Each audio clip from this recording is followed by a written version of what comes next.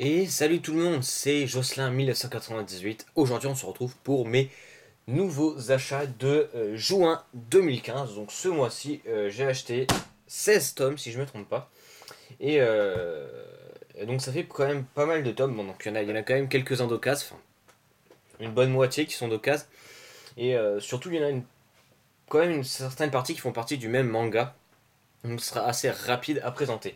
Donc on va commencer tout d'abord avec Bloodlet, donc le tome 12, qui est un shonen de Yuki Kodama, édité chez Kurokawa en France. Donc là, on a le tome 12, ce qui fait qu'avant, il y avait 11 tomes. Et donc, je vais quand même le feuilleter rapidement parce que cela remonte à longtemps que je n'avais pas lu cette série. Et ce tome aussi, ça fait longtemps que je l'ai lu au début du mois. Donc, pour résumer l'histoire rapidement.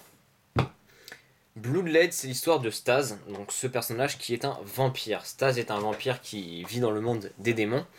Et il est un chef de territoire. Un chef de territoire, c'est-à-dire le monde des démons est divisé en plein de petits territoires, et chaque territoire possède son propre boss. Alors certains boss cumulent plusieurs territoires, et Stas, lui, c'est le boss d'un territoire, et il cherche pas à aller plus loin, il s'est fait pas mal d'argent. C'est plutôt un branleur, qui aime bien tout ce qui est manga, jeux vidéo, enfin c'est le geek otaku par excellence. Et un jour, par pur hasard, une humaine va se perdre dans le monde des démons, et il va un peu la kidnapper, entre guillemets, pour discuter avec elle, non pas lui sucer le sang, puisque c'est un vampire qui se fiche complètement de ça. Et donc, simplement pour discuter avec elle à propos de tout ce qui est jeux vidéo, manga et autres encore, puisque lui, ses centres d'intérêt sont vraiment tout ce qui touche à l'univers, à la culture nippone. Et alors qu'il discute avec elle, il va être comment, pris par autre chose. Il va devoir aller affronter quelqu'un qui veut lui prendre sa place de boss. Donc il va l'affronter, il va gagner le combat sans trop de difficulté. Et quand il va revenir, il s'avère que la fille qui s'était perdue dans le monde des démons, qui s'appelle Fuyumi, s'est fait bouffer par une plante carnivore. Et les humains qui meurent dans le monde des démons deviennent tout simplement des monstres à leur tour, et enfin des fantômes plus précisément. Et donc suite à quoi, Staz va prendre la ferme décision de la ramener à la vie, de la ressusciter, car il a décidé que ce serait la première humaine dont il sucerait le sang. Et donc dans les 12 tomes, on va le voir dans sa quête de ressusciter Fuyumi. Et donc forcément, sa quête de base de ressusciter Fuyumi va passer par plein d'étapes qui n'ont absolument rien à voir avec cette résurrection. Et à un moment donné dans l'histoire, va apparaître un personnage du nom de Hakim, qui va s'avérer être sans doute ce qui sera, puisque je pense que le manga ne sera pas non plus super long. Donc il va tomber sur Hakim, qui sera sans doute l'ultime boss, hein, je pense, de ce manga. Je doute qu'il y ait énormément de tomes après le combat qui fera s'affronter Staz et Hakim. Et nous, dans ce tome, Staz a été envoyé avec Wolf, donc Wolf qui est un loup-garou, enfin mi-loup-garou, mi-humain, qui était un ami d'enfance de Staz. Donc ils ont été tous les deux envoyés dans une espèce de dojo pour s'entraîner, pour acquérir tout simplement de la puissance pour pouvoir affronter Hakim. Et donc tout le tome se base sur cet entraînement. Et à côté, on obtient quelques informations aussi sur l'ancien roi du monde des démons, puisqu'il y a eu tout un. C'est un peu le bordel, hein, au niveau des rois. Et donc on obtient pas mal d'informations sur l'ancien roi du monde des démons, ainsi que tous les gens, les grands combattants qui le servaient. Enfin voilà, c'est un tome sans beaucoup d'action, mais qui est plutôt sympathique. Et puis, comme les tomes peine à venir, donc je pense, hein, je n'ai aucune information, je n'ai pas trop fait de recherche de ce niveau-là, mais je pense que Bloodlet est un mensuel. Je pense qu'il y a un chapitre par mois, parce que le premier tome, je me souviens qu'il était sorti, je devais être en quatrième, et donc ça fait 2 ans, 4 ans maintenant, ça fait 4 ans que ça a commencé, on a que 12 tomes en 4 ans, ce qui n'est pas énorme, quoique vous me direz, c'est déjà pas mal. À raison de 2 tomes, pour comment on appelle ça, pour un hebdomadaire, 2 tomes, un tome tous les 2 mois. Donc ça fait 6 tomes par an, donc non, c'est 12 tomes en 4 ans, c'est pas énorme, puisqu'on aurait dû au moins avoir 24 tomes si ça sortait vraiment tous les 2 mois. Donc voilà, comme quoi, c'est pas très rapide, donc c'était sympathique de retrouver Blue Light, parce que ça fait longtemps que je n'avais pas lu de tomes, ça fait longtemps qu'il n'y avait pas eu de nouveaux tomes. Ensuite, Food Wars, encore un shonen édité chez Tonkam, écrit par Yuto Tsukuda et dessiné par Shun Saiki. Et c'est un manga de cuisine. Donc je vous l'avais présenté avec les tomes 2 et 3 dans la précédente vidéo. Et je n'avais pas trouvé le tome 1, d'ailleurs je ne l'ai toujours pas trouvé, j'y suis retourné pardon, en magasin pour m'acheter le tome 4, il n'y avait pas le tome 1. Donc le tome 5 est sorti ce mois-ci, si je ne me trompe pas. Ouais, je crois que le tome 5 est sorti ce mois-ci, donc de toute manière je ne l'aurais pas acheté, enfin je sais pas, c'est un peu galère. Mais bon, c'est vrai que j'ai pris un peu de retard, là il y a deux tomes qui sont sortis ce mois-ci que j'ai pas encore pu acheter dans mes séries, plus un autre tome que j'avais prévu de m'acheter qui vient de sortir, faut que je l'achète. Avec encore sur trois mangas différents, puis il y a encore un quatrième manga qui va avoir un nouveau tome qui va sortir sous peu avec une édition un peu spéciale. Je vous en dis pas plus, je pense, je vais essayer de m'acheter cette édition, donc c'est une édition limitée qui sort pour la Japan Expo. Comme son indique, elle est limitée, ce qui fait qu'il y aura un tirage, pas plus, je pense. Et donc elle sera aussi disponible en librairie. Donc, enfin, quand je dis en librairie, dans tous les magasins qui vendent des mangas. Et je vais essayer de la voir. Enfin, si cette édition est disponible dans les magasins pas loin de chez moi. Bon, revenons-en à Food Wars. Donc Food Wars, c'est l'histoire de Yukihira Soma. Yukihira Soma, c'est un petit cuisinier qui est au collège et qui cuisine pour son père dans le restaurant familial. Et à la sortie du collège, lui, dans sa tête, c'est je vais pas aller au lycée, je vais rester au resto familial, je vais approfondir et améliorer ma technique de la cuisine, devenir un grand cuisinier, reprendre le restaurant familial, et puis c'est tout. Voilà, pour lui, son avenir est tout tracé. Mais son père décide de vendre le restaurant et de se barrer aux États-Unis pour travailler dans un restaurant VIP.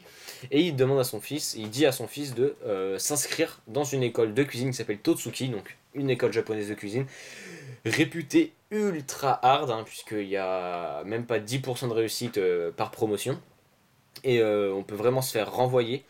Quand je dis renvoyer, il y a nous par exemple, hein, dans nos modestes lycées français, on se fait renvoyer quand on fait vraiment une énorme connerie. Dans ce genre de lycée, on se fait renvoyer si on n'a pas le niveau.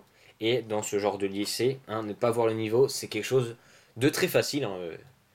Vraiment, les raisons de renvoi sont assez diverses, ce qui fait qu'au fur et à mesure des années, donc là rien que depuis le début de l'année, il y a eu de nombreux renvois et c'est assez flippant. Donc voilà, et dans ce tome 4 a débuté un camp. Donc un camp de vacances, c'est pas un camp de vacances, c'est un camp d'entraînement à la cuisine. Donc il pensait que ça serait sympa. Mais le camp est surnommé le camp de l'enfer et donc ça va être le bordel. Quand je dis le bordel, c'est que ça va être super hard. Donc ils vont avoir des épreuves.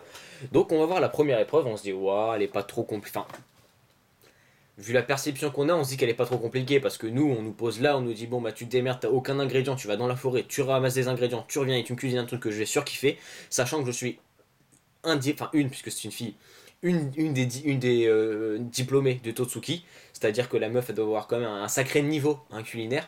Donc impressionner une cuisinière de ce niveau avec de la bouffe qu'on retrouvait par nous-mêmes dans la forêt, ça nous paraît un peu chaud. Mais bon, vu comment c'est mis en scène dans le manga, on se dit ah ça peut être facile. Et donc ça c'était la première épreuve qui avait eu lieu dans le tome 3. Et donc dans la seconde épreuve qui avait eu lieu le deuxième jour, qui a eu dans ce tome-là, disons qu'on a eu des surprises par rapport aux réussites et aux non-réussites des héros dans ce camp. Et enfin non, ça c'était la fin du tome 3, oui c'était la fin du tome 3. Et en fait dans ce tome 4, Soma n'était pas d'accord avec les résultats. Donc je vous dirai pas qui a été accepté, qui n'a pas été accepté, sachant que je vous ai parlé que de Soma, donc vous ne devez connaître que Soma. Non. Dans le manga, là, les personnages principaux, on a Soma Yukihira, donc on ne voit pas sur la fiche, qui est donc le personnage principal. On a elle, mais elle, on s'y intéresse pas trop pour l'instant. Elle a un bon niveau, on l'a pas trop vu pendant le camp pour l'instant, lui aussi. Hein. Quoique lui, il est en première, donc il fait pas le camp, puisque le camp est réservé aux secondes. Mais dans les personnages principaux, on a Megumi, qui est cette jeune fille là, avec ses deux tresses. Et on en a d'autres mais qu'il faut que je retrouve. On a Aldini, un gars qui s'appelle Aldini. Je vais essayer de vous trouver une. Pardon. Dégage de là, toi. Donc, Aldini, qui est le rival, on va dire, entre guillemets, de. Voilà, il est là. Donc, je vais vous mettre ça de loin pour que vous puissiez pas lire les répliques. Donc, voilà, Aldini. Enfin, c'est son nom de famille, Aldini, je sais plus c'est quoi son prénom. Et donc, voilà, on a pas mal de personnages principaux. Je vous dirai pas qui a réussi, qui a échoué dans cette fameuse épreuve plutôt hardcore. Mais donc, Soma, quels que soient les résultats, n'a pas été d'accord et a défié, on va dire, un diplômé de Totsuki dans un duel de chef. Donc pour ceux qui ne savent pas ce que c'est le duel de chef, puisque je ne l'ai pas encore vraiment expliqué, les duels de chef c'est en gros un duel entre deux chefs, ça c'est assez logique. Donc ce sont deux cuisiniers qui s'affrontent, mais pour ce faire il faut qu'il y ait quelqu'un d'officiel pour valider le défi. Il faut que les deux adversaires soient d'accord sur enfin, les tenants et les aboutissants, on va dire. Si telle personne gagne le duel, ça veut dire que l'autre devra par exemple être envoyé, ou devra intégrer son club, ou devra faire je sais pas trop quoi. Et donc Soma va défier un chef, un diplômé Totsuki en duel de chef. Et donc dans ce tome, on a le duel de chef, et je ne vous donnerai pas les résultats. Voilà, voilà. Ensuite, on a Relay Sword Akame ga Kill. C'est un... aucune idée, je sais pas vraiment si c'est un shonen ou un seinen. Donc moi, je trouve que ça fait très shonen, mais que l'histoire est... Enfin, le dessin fait très shonen, mais l'histoire tire vraiment sur les seinen, hein, dans le sens où on a quand même du bien gore. On va se dire que c'est un shonen. Et donc, Relay Sword Akame ga Kill, c'est l'histoire de Tatsumi. Je crois qu'il s'appelle Tatsumi, si je me souviens bien. Bon, bah, on n'a même pas de fiche personnage, c'est con. Bah, s'il s'appelle Tatsumi, il y a marqué à la première page Tatsumi. Tatsumi qui est parti avec deux amis faire fortune à la capitale pour sauver son village. Cependant, en chemin, il va être séparé de ses amis, et quand il va arriver à la capitale, il va se faire rejeter par tout le monde, hein. Je veux dire, il voulait intégrer l'armée pour se faire de l'argent. Ils voudront pas de lui. Une fille va lui proposer d'intégrer l'armée. Elle va lui dire, file-moi ton argent, je vais aller voir quelqu'un que je connais, comme ça, t'intégreras à l'armée. Lui, il est con, il lui file toute sa thune, et il finit pauvre comme pas possible, puisqu'il s'est fait piéger, il a plus d'argent, il est tout seul, il dort dehors, et une petite bourgeoise va l'accepter, va lui proposer de dormir chez lui. Donc lui va être content, il va se dire finalement les gens sont pas tous si mauvais à la capitale. Et durant la nuit qu'il va passer chez cette bourgeoise, il va s'avérer une escouade d'assassins appelée les Night Raid va arriver, donc durant la nuit, et va buter absolument tout le monde dans la maison, sauf Tatsumi. Et parce que Tatsumi va se défendre, et enfin surtout parce que Tatsumi n'est pas leur cible. Et il va découvrir qu'en fait, la petite bourgeoise qui l'avait accueilli avait un petit délire un peu spécial. C'est qu'elle prend les touristes, donc tous ceux qui n'habitent pas la capitale, qui arrivent à la capitale pour diverses raisons. Elle les prend. Au début, elle leur fait croire qu'elle est gentille, puis finalement, elle les enferme, elle les attache, elle les torture de différentes manières, elle prend son pied. Et Tatsumi va découvrir que ses deux amis, qui étaient venus avec lui à la capitale et avec qui il avait été séparé, ont été hébergés par la jeune bourgeoise, et ont tous les deux été torturés jusqu'à la mort. Voilà, voilà, c'est un peu glauque, hein. Et donc il va intégrer les Night Raid tout simplement pour pouvoir nettoyer la capitale de toute la pourriture. Et, et donc va s'en suivre tout un combat, tout un tas de missions, un entraînement et tout pour devenir un bon assassin. Et donc dans ce tome, dans le tome précédent, il y avait une fille qui s'appelle Esdes, une générale de l'armée qui était de retour. Et attendez, je feuille rapidement pour me rappeler de ce tome. Voilà. Une générale de l'armée, la plus grande générale de l'armée, était de retour de guerre. Elle s'appelait Esdes, et le roi lui a demandé de créer une unité spéciale pour aller éradiquer les Night Raid. Et un peu avant et pendant donc la création de cette unité spéciale, justement, qui s'appelle les Jäger, Jäger qui signifie chasseur en allemand. Il s'avère que certains membres du Night Raid, dont je ne citerai pas le nom, ont décédé, sont morts, tout simplement, donc ça fout un peu le seum. Et donc dans ce tome vont arriver de nouveaux personnages qui vont les remplacer dans le Night Raid. Et donc il va y avoir pas mal de confrontations entre le Night Raid et les Jaeger. Et donc tout le tome se concentre un peu là-dessus. Il n'y a pas énormément de choses à dire à part ça. Mais donc voilà, c'est un excellent tome, hein, toujours aussi bien dessiné. Et malheureusement pour moi, j'ai déjà vu tout l'animé. Donc forcément j'achète les tomes pour redécouvrir le manga. Mais bah c'est pas toujours vrai, c'est ça qui est un peu con chez moi souvent, c'est que j'attends d'avoir fini un animé. Souvent quand j'ai fini l'animé, je me dis tiens, pourquoi pas acheter le manga. Et comme là, Red Sword en plus, j'ai commencé l'animé au moment où le manga commence à sortir en France, bah, je me suis dit hop, il y a un tome, je vais me l'acheter, j'achèterai au fur et à mesure. C'est pas très malin, mais bon, les trois quarts des mangas c'est comme ça. Je veux dire Fairy Tail, Bakuman, Bleach, enfin ouais, Degreman, Blue Exorcist, Full Metal Alchemist, Food Wars, Enter x Enter, L'attaque des Titans, Naruto, Red Ice Sword, Sword Art Online, World Trigger, non pas World Trigger. Voilà, ce sont tous des mangas que j'ai commencé après avoir vu l'animé. C'est un peu débile, hein. C'est pas grave. Ensuite, Samurai Deeper Kyo, le tome 11, c'est un shonen, il était chez Kana Dark, écrit par Kamiyo Aki Mine. Mais en fait, comme vous le savez, j'achète des tomes vraiment au petit bonheur la chance et j'essaye de les trouver d'occasion. Et donc là, j'ai trouvé que le tome 15, mais je possédais les Samurai Deeper Kyo du tome 1 au tome 14, puis du tome 16 au tome 20, et après c'était un peu n'importe quoi. Et donc en achetant le tome 15, ça m'a permis de lire les. Enfin, ça me permet de lire les tomes du tome 15 au tome 20, ce que je n'ai absolument pas fait, j'ai toujours lu aucun tome parce que j'ai beaucoup de choses à faire. Et donc je n'ai pas lu ce tome, mais de toute manière, je pense que vous le présenter n'aurait pas servi grandement, puisque à chaque fois que j'ai des tomes, je vous explique un peu, c'est le bordel. Donc voilà, Samurai Deeper Kyo, je ne vais pas trop pouvoir expliquer ce qui se passe dans le tome parce que je ne l'ai pas lu. De toute manière, j'aurais pas réussi à vous expliquer. Mais je peux vous raconter à peu près l'histoire, même si je pense que je vous l'ai raconté 36 000 fois à chaque fois que j'achète des tomes. Samurai Deeper Kyo, c'est l'histoire de Yuya, une chasseuse de primes qui n'est pas sur la fiche, qui va tout simplement. Qui est une chasseuse de primes, hein, qui chasse des gens avec une prime sur leur tête, et elle va trouver un mec qu'elle croit être Kyo aux yeux des démons. Kyo aux yeux des démons, c'est un mec qui a les yeux rouges, qui a 1000 victimes, une légende dans les tueurs et tout, qui a 1 million de zeni de yens pardon, sur sa tête. Mais en fait, c'est pas Kyo, elle va tomber sur Kyoshiro, qui a lui 50 yens sur sa tête parce qu'il est parti sans payer d'un resto. Mais finalement, on va finir par découvrir que dans le corps de Kyoshiro, Kyoshiro abrite dans son corps aussi l'âme de Kyo. Et donc va s'en suivre un voyage où Kyoshiro a un but très spécial, il doit aller faire quelque chose. Et Ayuya, elle va rester à ses côtés au début en disant ouais, c'est parce que les 1 million d'yens pour Kyo plus les 50 pour Kyoshiro, ça me fait pas mal d'argent donc je reste avec toi. Mais finalement, on finit par s'attacher à Kyoshiro.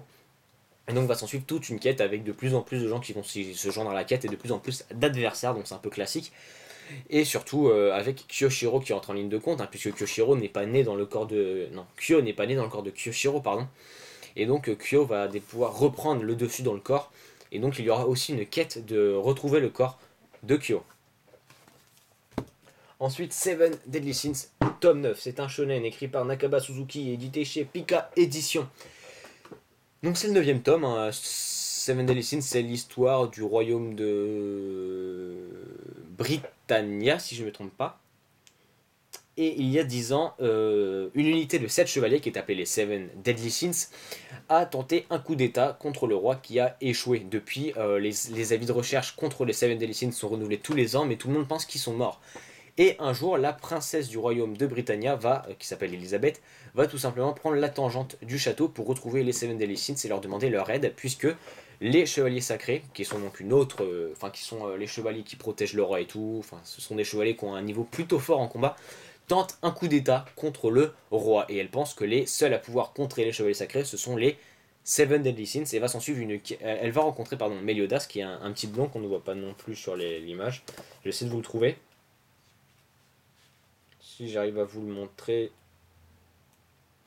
Bon, déjà, voici Elisabeth.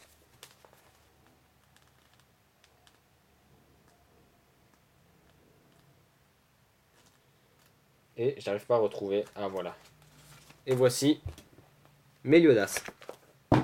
Et donc elle va rencontrer Meliodas qui se balade avec un petit cochon qui s'appelle Hawk. Et elle va apprendre que Meliodas est en fait le chef des Seven Deadly Sins. Et donc ensemble ils vont partir à la quête des autres Seven Deadly Sins pour reformer l'unité de chevaliers. Et donc au fur et à mesure du Scene of Tome, ils vont retrouver un certain nombre de chevaliers. Donc dans le tome 8, ils avaient retrouvé leur le seul cinquième Deadly Sins. Et donc là, ils ne retrouvent pas de nouveau Deadly Sins, mais disons que Elisabeth a eu quelques soucis. Et Meliodas, à l'aide de deux autres DV7 Deadly Sins qui sont Ban et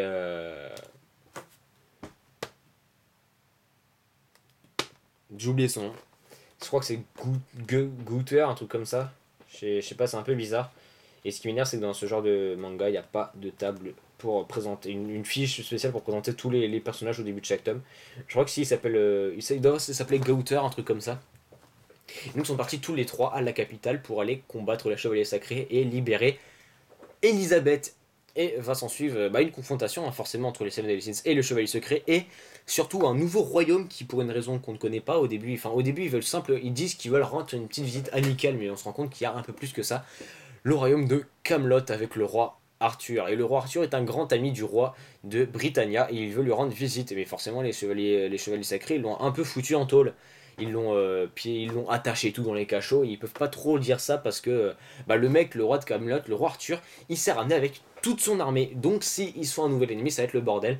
Et donc la situation évolue et pour l'instant, le roi Arthur ne sait pas trop ce qui se passe. Mais on se demande bien comment va évoluer la situation puisque là on a vraiment trois camps bien différents. On a le roi Arthur et le royaume de Camelot, les chevaliers sacrés, les Seven Deadly Sins. Et donc, comment va évoluer la situation? Est-ce qu'il va y avoir des alliances ou non? Si oui, avec qui? Enfin, voilà. Ensuite, voilà. Donc là, on a un total de 10 tomes de Hunter x Hunter. Donc j'ai les tomes 3 à 10 et ensuite 12-13. Donc il n'y avait pas le tome 11. Au début, je voulais acheter que les tomes 3 à 10 et ça me serait revenu à raison de 2,50 le tome. Je les aurais eu pour 20 € si je ne me trompe pas. Ça fait 8 tomes, donc je crois que c'est 20 € ouais. 1, 2, 3, 4, 5, 6, 7, 8, 9, 10, 11, 12, 13, 14, 15, 16, 17, 18, enfin ouais, ça me serait revenu à 20 €. Et on m'a dit, si vous prenez 10 tomes, vous avez une offre, c'est les 10 tomes à 1,50 et donc ça m'est revenu à 15 €, donc 5 € de moins cher avec 2 tomes de plus. Donc je suis plutôt content.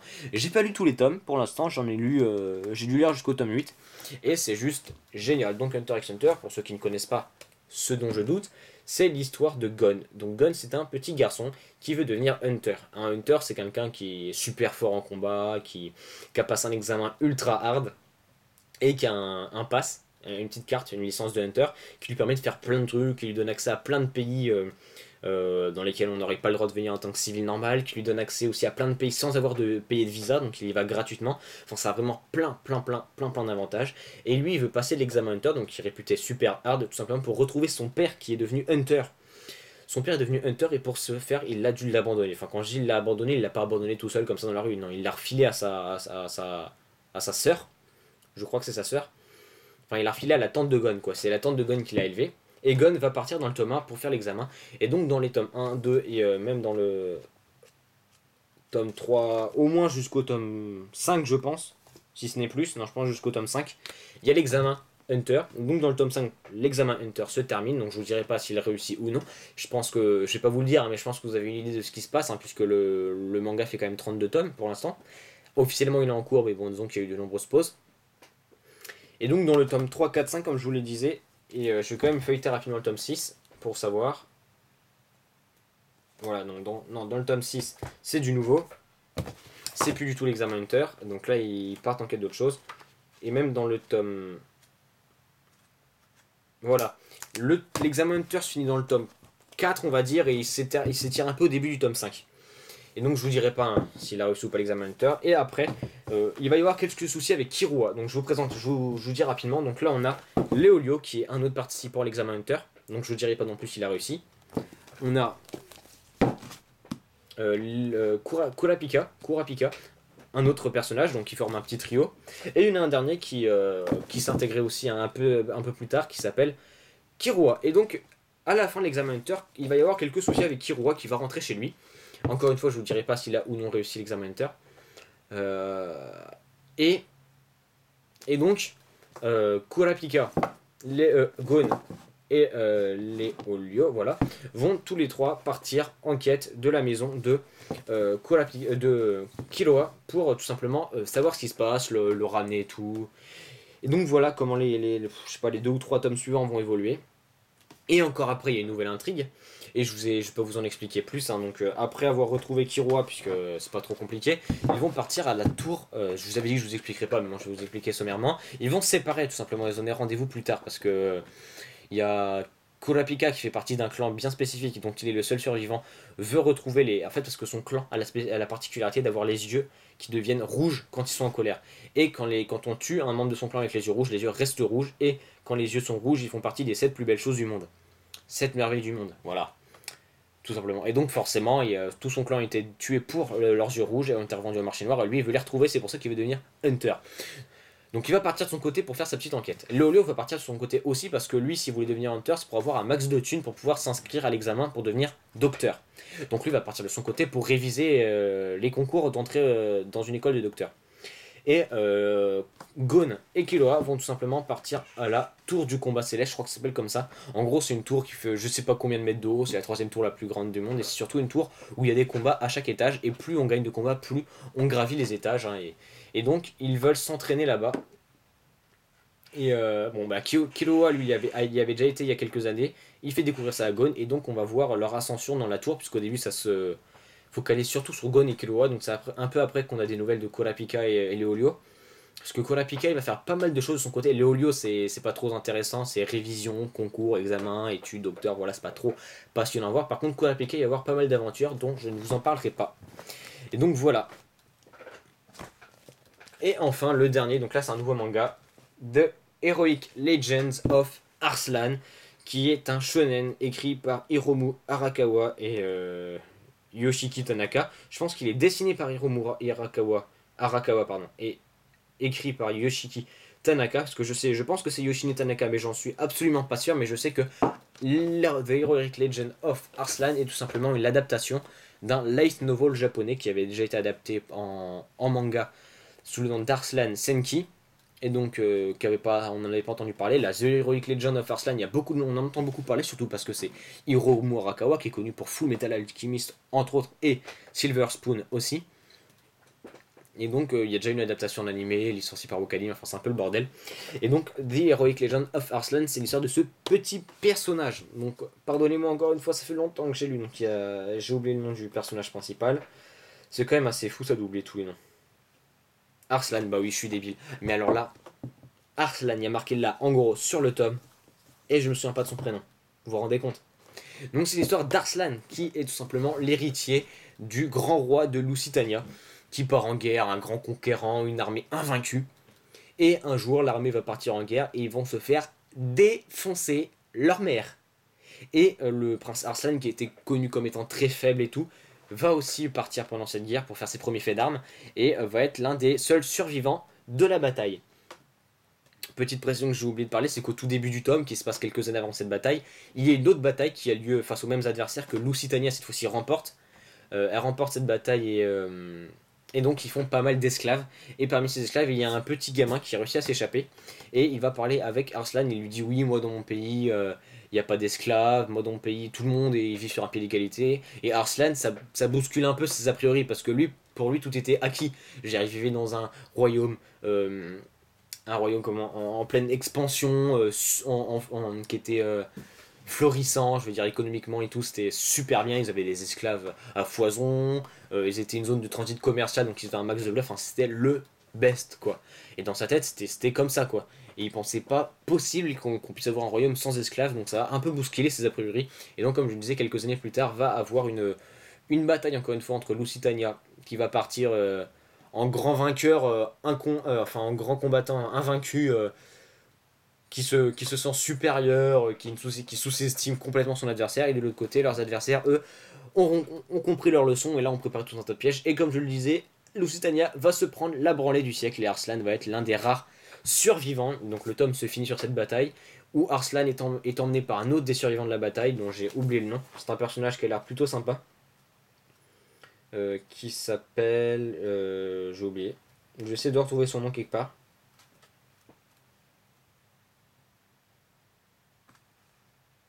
Daryun, voilà, il s'appelle Daryun. Et Daryun, qui va emmener Arslan auprès d'un ancien membre du royaume de Lusitania qui avait été banni. Et donc le tome se finit là-dessus. En tout cas, c'est super bien dessiné. On sent le dessin d'Hiromu Arakawa. Ça ressemble beaucoup à Fullmetal Alchemist, surtout dans les dessins où on a pas Arslan mais Daryun. Donc, je vais vous montrer une image de Daryun. Donc il y en a une.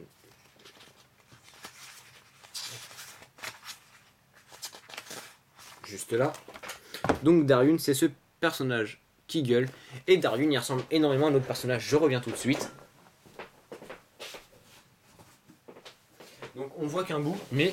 Donc là, c'est un tome de Full Metal. Et donc c'est ce personnage-là, dont j'oublie le nom. Enfin, vous voyez quand même qu'il se ressemble pas mal. Donc on voit les similitudes, hein, comment le dessin de Hiromu Arakawa se ressent bien dans The Heroic Legend of Arslan. Enfin, c'est un tome que je vous conseille. Donc moi, j'ai l'édition limitée. Donc l'édition limitée, en gros, On a 2 pages couleurs, une interview et une jaquette métallisée. Voilà, ça se limite à ça. C'est pas trop collector, on s'en bat les couilles. C'est juste pour la forme que je dis ça. Et donc voilà tous les tomes de ce mois-ci. Donc j'espère que cette vidéo vous a plu. Si c'est le cas, n'hésitez pas à laisser un pouce vert et un commentaire. Vous pouvez aussi vous abonner à la chaîne et nous rejoindre sur Twitter. Sur ce, moi je vous dis salut à tous. On se retrouve pour une prochaine vidéo.